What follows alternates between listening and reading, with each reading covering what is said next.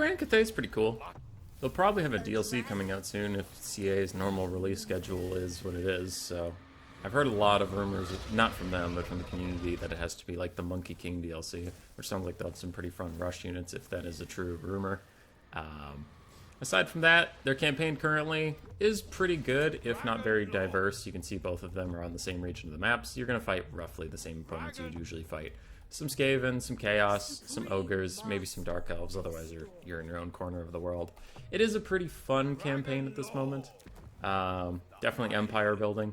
Definitely empire building. You want to unify Cathay, secure the wall, and then purge chaos, or go into the mountains and fight some ogres.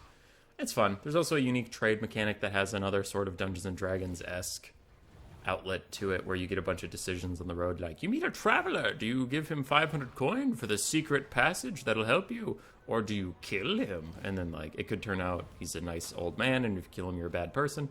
Or he was part of a bandit camp, and if you pay him the gold, they ambush you or something. So it's interesting. It's a cool campaign. I like it a lot. It was the first one I actually completed, because the other ones I got bored 3/4 of the way through. But I actually completed Cathay's, so yeah, it's pretty fun. In multiplayer, Domination meta keeps shifting around, but in Domination in general, they have some struggles, depending on where the game state is at, because they are a slow faction. Their cavalry options at the moment aren't the best on the ground. Their air units are okay. But they have a hard time getting to points and holding them, so they can struggle in Domination. But if the meta favors a longer game with more shooting, they will do well there.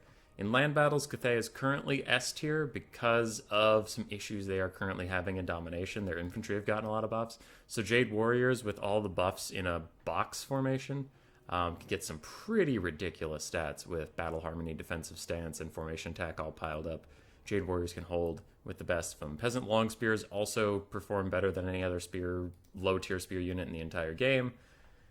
They have kind of the dwarf thing where a lot of their ranged units have high armor and shields, so it's tricky. Unbreakable constructs, healing, good cannons.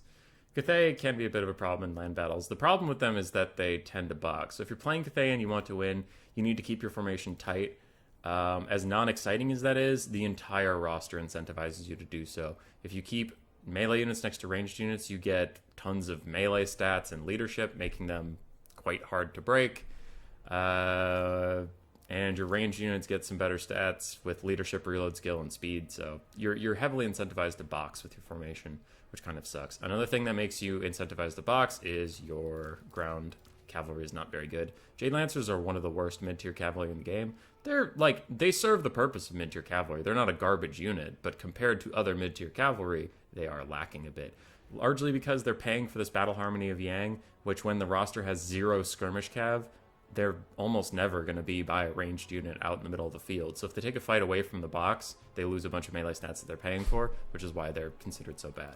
And Peasant Horsemen, are 400 gold cav. They're just chaff. They're chaff on horses. They're fine for what they need to do, but Cathay will largely lose any ground mobile game, which is why they tend to box.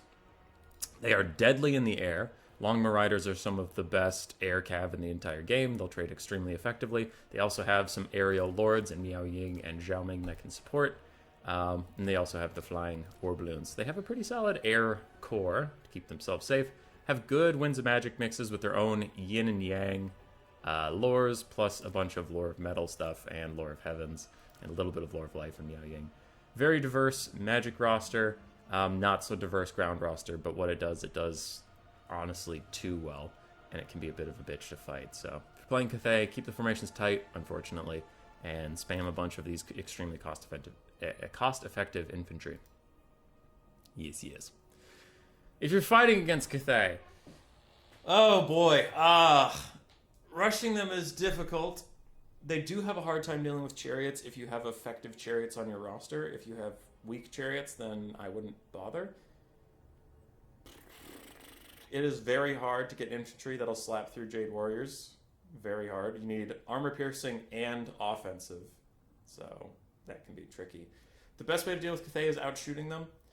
This sounds more difficult than it is. Honestly, they have a lot of buffs, but I don't know. If you have anything with Shieldbreaker, like Skaven can outshoot them with Giselles. Giselles outperform Crane Gunners, usually. You can win an artillery duel against them, though fire rain rockets are a little scary. Also, their single entities exist, and their single entities are annoying. Their single entity dueling prowess isn't the best, so another way you can beat them, such as the ogres have double stone horns that just sprint through their lines constantly, that can honestly still work. Cathay's single entity presence isn't incredible. They also don't like being kited. If you can shut down their high-ranged assets and just leave them with archers and infantry, you can kite them forever, because as we mentioned, their ground support options and their cavalry are pretty bad. So yeah, if you want to beat Cathay, kite them or shoot them, maybe single entity charge them, but it is difficult to straight up infantry or cav charge this faction because they're going to box so hard. Good Lords of Magic would include anything that punishes blobs, so Dwellers Below, Talons of Night, Pit of Shades, Heart of Winter, anything like that. Anything that punishes a large amount of infantry in a small space. Hope that helped. See you out there. Roar! Subscribe, yes, yes.